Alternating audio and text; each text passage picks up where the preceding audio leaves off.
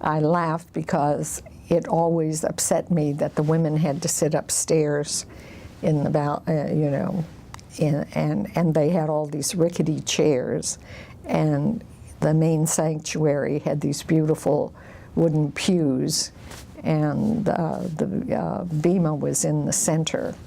And so as a child, I used to go downstairs and sit with my father. And I guess that was okay. And the gentleman who sat in the pew next to him was an older man whose name I don't remember, who taught me to sniff snuff. So